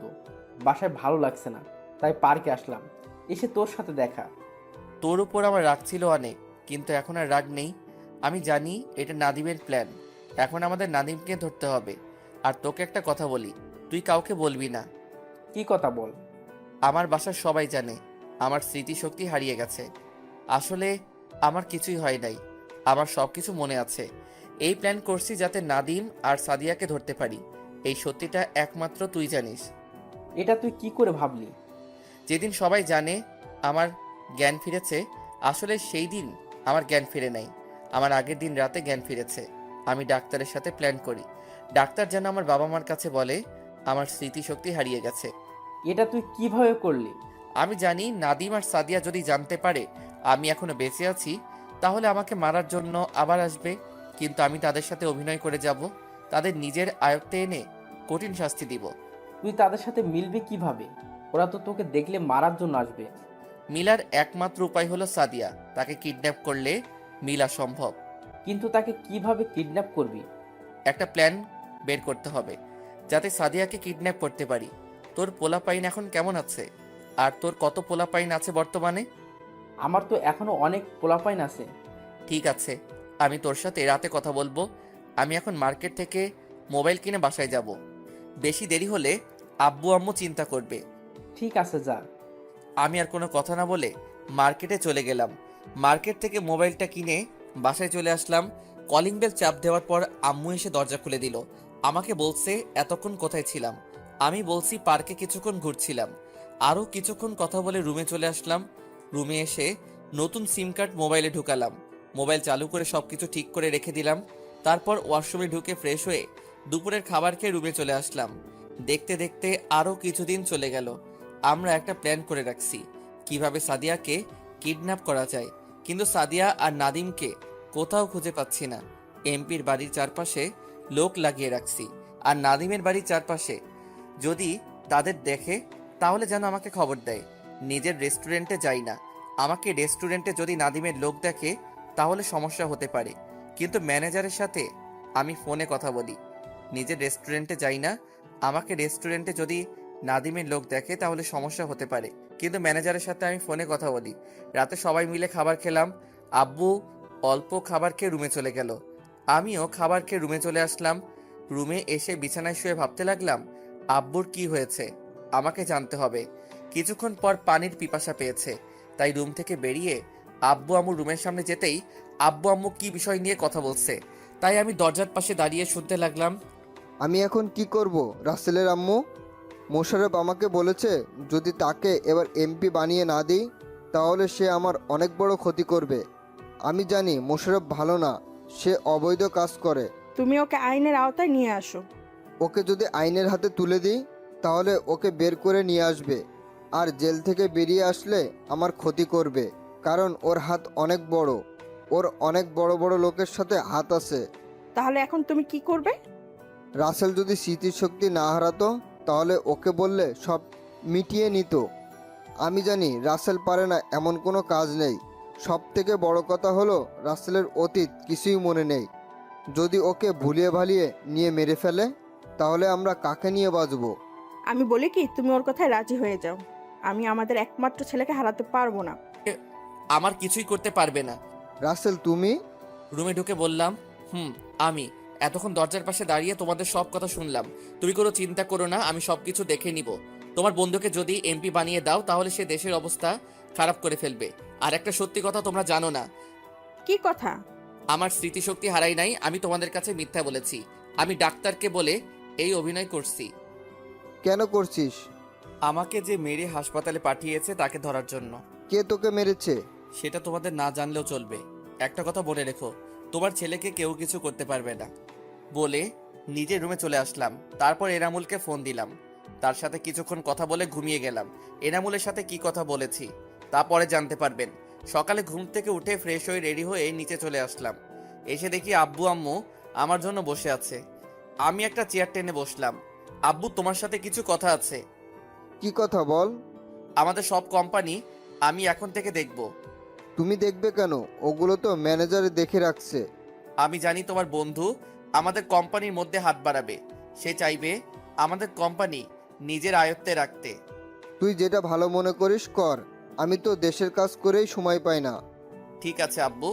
তারপর নাস্তা করে বাহিরে এসে গাড়ি নিয়ে প্রথমে রাইসা যে অফিস চালাতো আগে সেই অফিসে গেলাম। অফিসের ভিতরে ঢোকার সাথে সাথে সবাই দাঁড়িয়ে সালাম দিল। সবাইকে বসতে বলে নিজের কেবিনে চলে গেলাম। চেয়ারে বসে নাদিয়া তিশাকে আমার কেবিনে আসতে বললাম। কিছুক্ষণ পর ওরা দুজনে আমার কেবিনে অনুমতি নিয়ে ঢুকলো। বসো। কেমন আছেন স্যার? প্রথমে আমাকে স্যার বলা যাবে না, আমাকে তুমি করে এবং নাম ধরে ডাকবে। ঠিক আছে। তা অফিস কেমন চলছে? ভালো চলছে। আমরা দুজনেই সব কিছু দেখে রাখছি। গুড।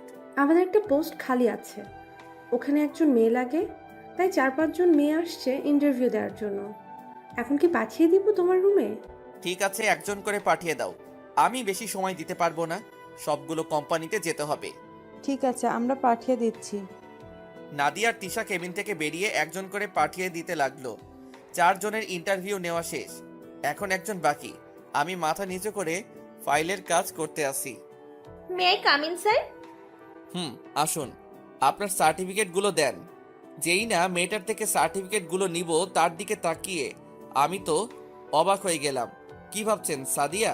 আরে না, মিতু, যে মেয়ে আমাকে ধোকা দিয়ে অন্য ছেলেকে ভালোবাসলো। রাসেল, তুমি? How dare you!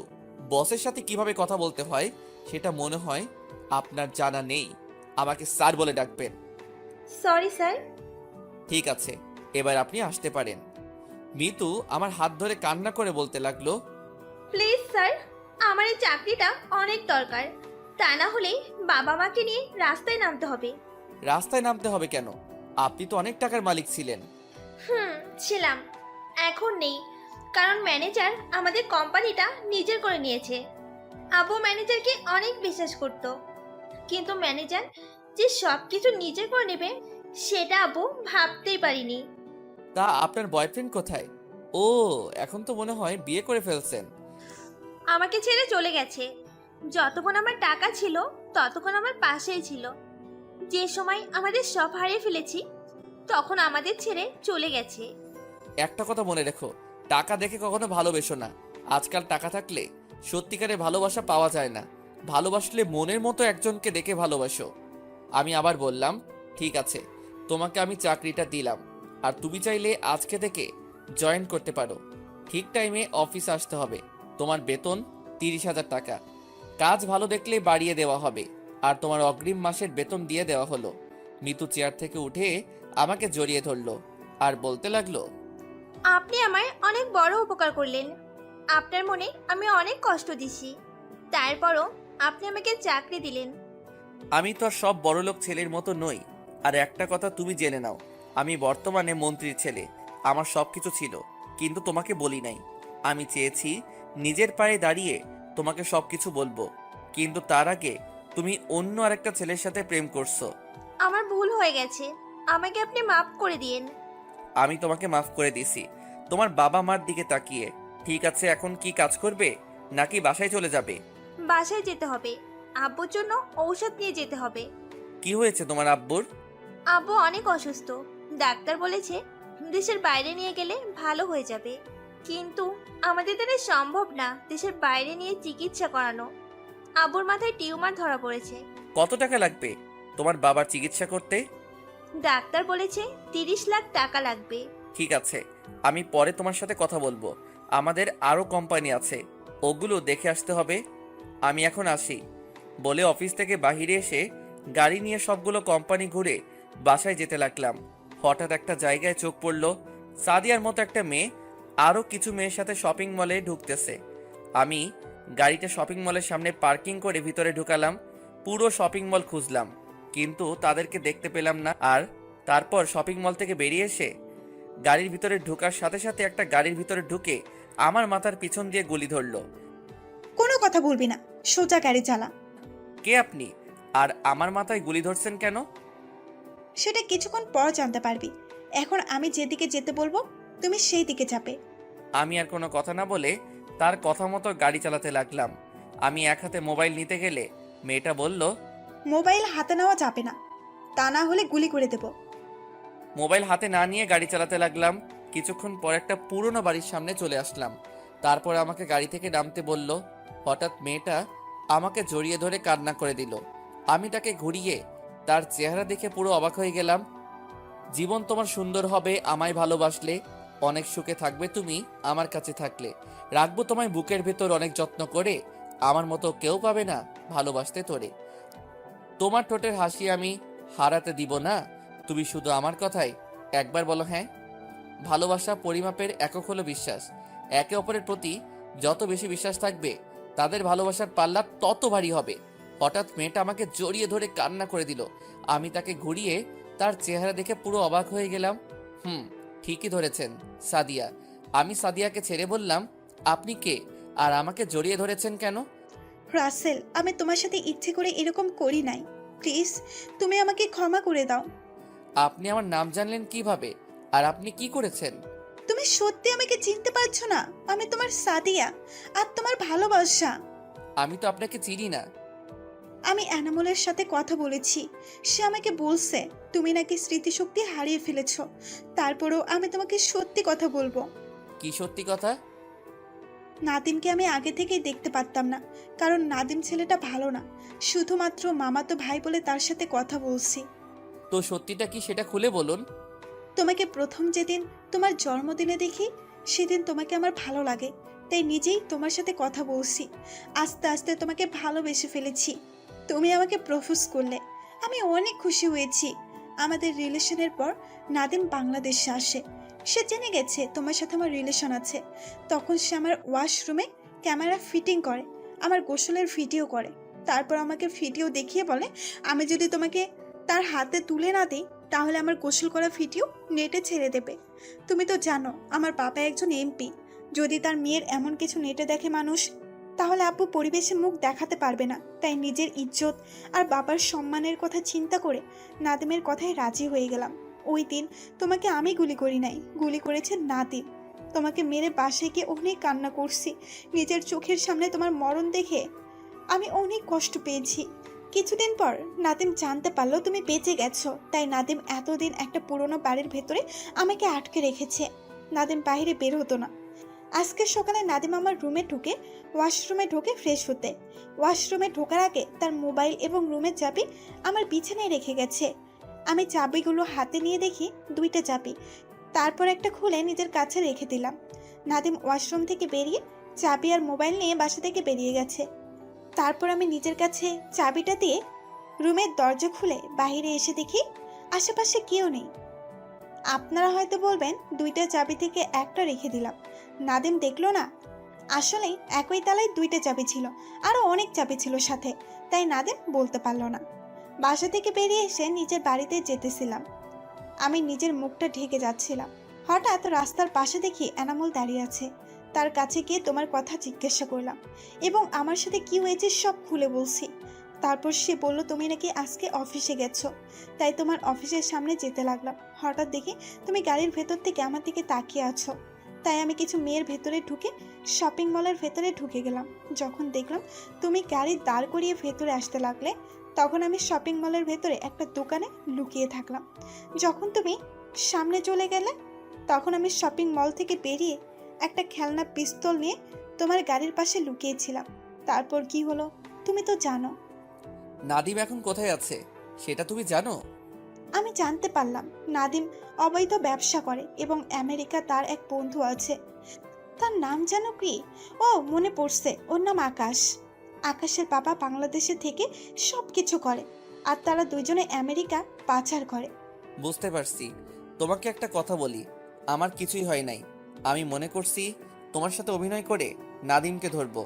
কি তুমি সত্যি বলছো? সত্যি বলছি। আর নাদিম যখন মোবাইলটা তোমার পাশে রেখে ওয়াশরুমে গেছে, তখন তুমি তার মোবাইল থেকে ভিডিওটা ডিলিট করে দিলে না কেন? তার মোবাইল লক ছিল। নাদিমকে এখন কোথায় পাওয়া যাবে সেটা তুমি বলতে পারবে? সেটা বলতে পারবো না, তবে নাদিম তার লোকের সাথে কথা বলতে শুনছি। এই জায়গাটার কথা বেশি বলে। ও, এখন তুমি কোথায় যাবে? আমি তো এখন বাসায় যেতে পারবো না, যদি নাদিমের লোক আমাকে দেখে ফেলে। সমস্যা নেই, তুমি এখন থেকে আমাদের বাড়িতে থাকবে। আর নাদিমকে কিভাবে ধরা যায় সেটার প্ল্যান করতে হবে। ওকে আমি ছাড়বো না। তারপর সাদিয়াকে নিয়ে বাসায় চলে আসলাম। বাসায় এসে কলিং বেল চাপ দিলাম। আম্মু এসে দরজা খুলে দিল। আমার সাথে সাদিয়াকে দেখে বলল, মেয়েটা কে রাসেল? আম্মু, ওর নাম সাদিয়া, আর আমি ওকে ভালোবাসি। খুব সুন্দর মেয়েটা, আমার অনেক পছন্দ হয়েছে। তোমার বাসা কোথায়? জি আন্টি, আমার বাসা এখানে। আমি বর্তমান এমপির মেয়ে। কি, তুমি এমপির মেয়ে? আসো ভিতরে আসো। ভিতরে ঢুকে আম্মুকে সব খুলে বললাম। তুমি কোনো চিন্তা করো না মা, রাসেল সব ঠিক করে ফেলবে। তোমার যতদিন মন চায় থাকবে। ঠিক আছে আন্টি। আন্টি কাকে বলছো? এখন থেকে আম্মু বলে ডাকবে। হুম। রাসেল সাদিয়াকে তোর পাশের রুমে নিয়ে যা। ওকে আম্মু। তারপর সাদিয়াকে নিয়ে আমার পাশের রুমে নিয়ে গেলাম। আজ থেকে তুমি এই রুমে থাকবে। রাসেল, আমার মনে হয় তুমি এখনো আমাকে ক্ষমা করো নাই। তোমার উপর রাগ হচ্ছে। তুমি আমাকে সব খুলে বললে না কেন? আমি ভয়ে কিছু বলতে পারি নাই। ঠিক আছে, আমি তোমাকে ক্ষমা করে দিচ্ছি। এখন ফ্রেশ হয়ে আসো। ঠিক আছে। আমি আমার রুমে চলে আসলাম। রুমে এসে এনামুলকে ফোন দিলাম। তার সাথে কিছু কথা বলে ওয়াশরুমে ঢুকে ফ্রেশ হয়ে সাদিয়ার রুমে গেলাম। রুমে ঢুকে সাদিয়ার দিকে তাকিয়ে দেখি গোসল করে তোয়ালে পেঁচিয়ে আছে শরীরে। সাদিয়াকে এভাবে দেখে চোখ ফিরাতে পারছি না। সাদা ধবধবে দেহটা। আমাকে এভাবে তাকিয়ে থাকতে দেখে সাদিয়া বলল, এভাবে তাকিয়ে কি দেখো? তোমাকে দেখি। ইচ্ছে করছে তোমাকে জড়িয়ে ধরে কিস করি। তোমাকে কেউ ধরে রাখছে? তুমি চাইলে করতে পারো। বিয়ের আগে আমি কিছু করতে চাই না। আর তুমি এভাবে দাঁড়িয়ে আছো কেন? শরীরটা কেমন খারাপ লাগছে, তাই গোসল করে ফেললাম। কিন্তু এখানে তো আমার জামা কাপড় নেই, কাউকে রাখতে পারছি না। তুমি যে রুমে আছো এটা রাইসার রুম। আলমারিতে রাইসার জামা আছে, ওখান থেকে একটা জামা গায়ে দাও। ঠিক আছে। ওকে, তুমি জামা গায়ে দিয়ে নিচে আসো, আব্বু বাসায় আসছে। হুম। আমি আর কোনো কথা না বলে নিচে চলে আসলাম। নিচে এসে দেখি আব্বু আম্মু খাবার টেবিলে বসে আছে। আমাকে একা দেখে আম্মু বলল, কিরে তুই একা কেন? সাদিয়া মা কোথায়? আসতেছে। সাদিয়াকে? আসলে দেখতে পাবে। কিছুক্ষণ পর সাদিয়া নিচে আসলো, এসে আমার পাশে একটা চেয়ার টেনে বসলো। সাদিয়াকে দেখে আব্বু বলল, তুমি এমপি রফিকুলের মেয়ে না? জি আঙ্কেল।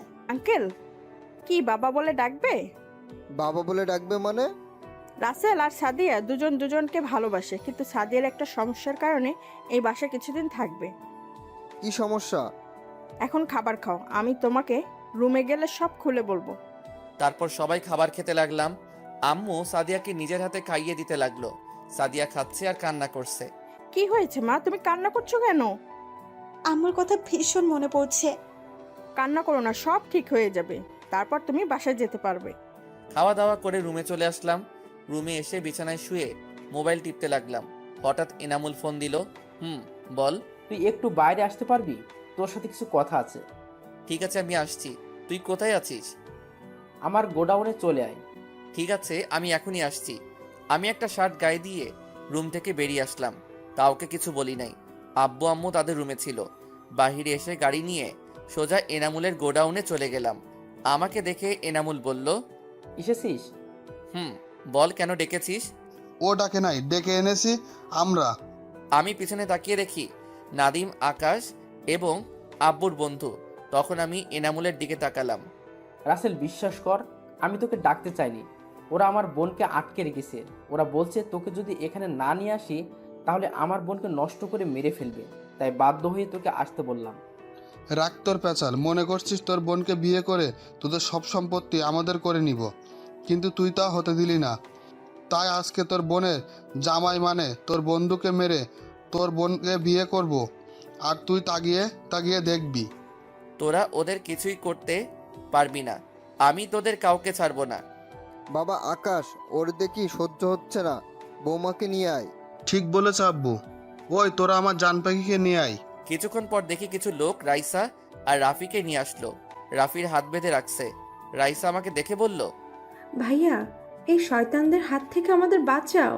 তোর ভাই কিছুই করতে পারবে না, সে শুধু তাকিয়ে তাকিয়ে দেখবে। কুত্তার বাচ্চা, আমি তোদের কাউকে ছাড়বো না বলে যেই না তাদের কাছে যাব, তাদের লোক আমাকে ধরে ফেললো। আকাশ, আগে ওর জামাইটাকে মেরে ফেল, তারপর বিয়ের পর ওর ভাইকে মেরে ফেলবো। আকাশ যেই না রাফিকে গুলি করবে, সেই সময় চারপাশ থেকে গোলাগুলি শুরু হয়ে গেল। তাদের লোক আমাকে ছেড়ে দিয়ে গোলাগুলি করতে লাগলো। আমি দৌড়ে গিয়ে রাফির হাত খুলে দিয়ে তাদের একটু আড়ালে নিয়ে গেলাম। আপনারা হয়তো ভাবছেন এরা কারা? এরা সবাই হলো আব্বুর লোক। আমি বাসা থেকে বেরিয়ে আসার সময় তাদেরকে বলে আসলাম আমি যাওয়ার 30 মিনিট পর আমার মোবাইলের লোকেশন দেখে যাওয়ার জন্য, কারণ আমি জানি এনামুল আমাকে রাতে ডাকে না। তার যত জরুরি কথা হোক না কেন, সে আমাকে রাতে না ডেকে ফোনে বলে দেয়। আমি বুঝতে পারছি এখানে কোনো কিছু হয়েছে, তাই আমাকে যেতে বলেছে। তাই আমি সব বডিগার্ডকে বলে এসেছি তারা যেন আমার মোবাইলে লোকেশন দেখে যায়। আমি যাওয়ার সময় মোবাইলে লোকেশন চালু করে রেখেছি। তো যাই হোক, হঠাৎ একটা গুলি এসে আমার বুকে লাগলো। আমি মাটিতে শুয়ে পড়লাম, চোখ ঝাপসা হয়ে আসছে। তারপর আর কিছুই মনে নেই। এদিকে আমার বুকে গুলি লাগতে দেখে রাইসা আমাকে জড়িয়ে ধরে কান্না করে দিল। এনামুল রাফিকে বলল আমাকে হাসপাতালে নিয়ে যেতে। তারা এদিকটা দেখছে। রাফি আমাকে কাঁধে করে নিয়ে বাহিরে এসে গাড়ি নিয়ে হাসপাতালে নিয়ে আসলো। রাফি আমাকে কাঁধে নেওয়ার পর বডিগার্ড তাদের সেভ করে বাহিরে নিয়ে আসলো। হাসপাতালে নিয়ে আসার পর ডাক্তার আমাকে অপারেশন রুমে নিয়ে গেল। রাইসা বাড়িতে ফোন দিয়ে বলল হাসপাতালে আসার জন্য। আমার বুকে গুলি লেগেছে। আব্বু আম্মু আর সাদিয়া এটা শুনে তারা 1 মিনিট দেরি না করে হাসপাতালে চলে আসলো। আব্বু আম্মু সাদিয়া রাইসা সবাই কান্না করতে লাগলো। ডাক্তার আমাকে দেখে বাহিরে গেল। ডাক্তার বাহিরে গিয়ে সাদিয়াকে বলল, আপনি এখানে? ডাক্তার, আমার রাসেলের কি হয়েছে? আপনার রাসেল মানে? ও আমার ভালোবাসা। আপনি জানেন এই রাসেল একদিন আপনাকে রক্ত দিয়ে বাঁচিয়েছে? তার মানে রাসেল আমাকে রক্ত দিয়ে বাঁচিয়েছে? হুম, এখন ওর জন্য রক্ত লাগবে। জরুরিভাবে 2 ব্যাগ রক্তের ব্যবস্থা করেন। রাসেল এর শরীর থেকে প্রচুর রক্ত বের হয়ে গেছে। রক্ত না দিতে পারলে তাকে বাঁচানো যাবে না। রাসেল যেহেতু আমাকে রক্ত দিয়েছে, তাহলে আমার রক্ত আর রাসেলের রক্তের গ্রুপ এক। আপনি আমার শরীর থেকে রক্ত নিন ডাক্তার, তারপর ওকে বাঁচান। ঠিক আছে, আপনি আমার সাথে আসুন। ডাক্তারের সাথে সাদিয়া ভিতরে এসে আমাকে 2 ব্যাগ রক্ত দিল। তারপর ডাক্তার অপারেশন শুরু করলো। আমার বুক থেকে গুলি বের করলো। অপারেশন শেষ করে ডাক্তার বাহিরে গিয়ে বলল, চিন্তার কোনো কারণ নেই, অপারেশন সাকসেসফুল। 2-3 ঘন্টা পর জ্ঞান ফিরে আসবে। ডাক্তার এই কথা বলে চলে গেল। দেখতে দেখতে 2 ঘন্টা পর আমার জ্ঞান ফিরল। আমি চারপাশে তাকিয়ে দেখি আমি হাসপাতালে আছি। একজন নার্স আমাকে চোখ খুলতে দেখে বাহিরে চলে গেল। কিছুক্ষণ পর দেখি আব্বু আম্মু সাদিয়া আর রাফি রাইসা রুমে আসলো। আম্মু আব্বু রাফি রাইসা আমার সাথে কিছুক্ষণ কথা বলে বাহিরে চলে গেল। শুধু সাদিয়া রয়ে গেল। সাদিয়া আমাকে জড়িয়ে ধরে কান্না করে দিল। এই পাগলি, কান্না করো কেন? যদি তোমার কিছু হতো তাহলে আমি কাকে নিয়ে বাঁচতাম? আমার তো কিছু হয় নাই। আল্লাহ চায় না তোমার কাছ থেকে আলাদা করতে। হুম। হঠাৎ এনামুল কেবিনে ঢুকলো। কিরে, এখন তোর কি অবস্থা? মোটামুটি ভালো। ওই দিকের খবর কি? 3 মেরে টুকরো টুকরো করে বস্তায় ভরে নদীতে ভাসিয়ে দিছি, আর তাদের অবৈধ সব গোডাউনে আগুন ধরিয়ে দিছি। ঠিক করছিস। আমাদের লোকের কিছু হয়েছে? কেউ মারা যায় নাই, 4-5 জন আহত হয়েছে। আর এই নিয়ে নাদিমের মোবাইল, ওদের মোবাইল ভেঙে ফেলেছি। শুধু নাদিমের মোবাইল নিয়ে এসেছি। এটাও ভেঙে ফেল। সিম কার্ড এবং মেমোরি কার্ড সব কিছু ভেঙে ফেল। এনামুল মোবাইলটা পুরো ভেঙে ফেললো। 3 দিন পর আমাকে বাসায় নিয়ে গেল। আমি এখন মোটামুটি সুস্থ। সাদিয়ার সেবায় এখন আমি পুরোপুরি সুস্থ হয়ে গেছি। এখন আমি বাসর ঘরের সামনে দাঁড়িয়ে আছি। আব্বু আম্মু এমপির সাথে কথা বলে আমার বিয়ে ঠিক করলো। খুব ধুমধাম করে বিয়েটা সেরে ফেললাম। বিয়েতে বড় বড় নেতারা এসেছে, এনামুল আরো অনেকে। আমি রুমে ঢুকে দরজা লাগিয়ে বিছানার সামনে গেলাম। আমাকে দেখে সাদিয়া বিছানা থেকে নেমে সালাম করতে আসলে আমি বুকে জড়িয়ে নিলাম। তারপর দুজনে 2 রাকাত নফল নামাজ আদায় করে বিছানায় গিয়ে বসলাম। সাদিয়া আবার ঘোমটা দিয়ে বসে পড়ল। আমি সাদিয়ার ঘোমটা তুলে তার দিকে তাকিয়ে রইলাম। সাদিয়াকে আজকে অনেক সুন্দর লাগছে। আমি এক নজরে তাকিয়ে থাকলাম। শুধু তাকিয়ে থাকবে, বাসর করবে না? আজকে শুধু তোমাকে দেখব। আজকে অনেক সুন্দর লাগছে তোমাকে। কেন? আগে বুঝি সুন্দর ছিলাম না? আমি তা বলি নাই। আর কিছু বলতে হবে না, এখন আমাকে কিস করো। আজকে না করলে হয় না? না, হয় না। তুমি বলেছিলে বিয়ের পর সব কিছু করবে। এখন আমি কোনো কথা শুনতে চাই না। তুমি আমাকে এখন আদর করবে। আমি পারবো না। তোমার কিচ্ছু করতে হবে না, যা করার আমি করতেছি। তারপর আর কি? শুরু হয়ে গেল বিশ্বযুদ্ধ। আমি আর কিছু বলতে পারবো না। আমি এখনো সিঙ্গেল। বাকিটা বিয়ে করে জেনে নিবেন। সবাই আমাদের জন্য দোয়া করবেন। আমরা যেন একটা ক্রিকেট টিম তৈরি করতে পারি। ধন্যবাদ সবাইকে। এখন আমি নিজের সব অফিস দেখাশোনা করি। সাদিয়া বাসায় আব্বু আম্মু সেবা যত্ন করে। ও, আপনাদের একটা কথা বলতে ভুলে গেছি। মিতুর বাবার অপারেশন করিয়েছি। এখন আল্লাহ দিলে উনি সুস্থ আছে। মিতুর অফিসের ম্যানেজারের ছেলের সাথে বিয়ে ঠিক হয়েছে। কিছুদিন পর তাদের বিয়ে। আপনাদের সবার দাওয়াত রইল। এনামুল তাদের নিজেদের অফিস দেখাশোনা করে, কিন্তু সে সবসময় গরিবদের পাশে আছে। আমিও তার সাথে আছি। আমরা ভালো কাজ করব, অসহায় মানুষের পাশে দাঁড়াবো। নদীর পাড়ে বসে আমি লিখছি কবিতা। 2 নয়নে ভাসে শুধু তোমার ছবিটা মেঘলা, আকাশ একলা, আমি একলা, আমার মন ভাবছি কবে হবে তুমি আমার আপনজন। ভালোবাসা মানে হাজারো কবিতার চরণগুলি। ভালোবাসা মানে শিল্পীর আঁকা রং তুলি। ভালোবাসা মানে সুদূর আকাশের তারাগুলি। ভালোবাসা মানে অমাবস্যার রাতে জ্যোৎস্না পাওয়া। ভালোবাসা মানে অন্ধবিশ্বাসে তোমার কাছে যাওয়া। ভালোবাসা মানে অভিমানী হয়ে বসে থাকা। পুরো গল্পে পাশে থাকার জন্য ধন্যবাদ। তো কেমন হয়েছে জানাবেন। ভুল হলে ক্ষমার দৃষ্টিতে দেখবেন। হয়তো আপনাদের মনের মতো করে লিখতে পারি নাই, তারপরও লাইক এবং কমেন্ট দিয়ে জানাবেন কেমন হয়েছে। ধন্যবাদ সবাইকে পাশে থেকে উৎসাহিত করবেন। পরবর্তী গল্পের জন্য অপেক্ষা করুন।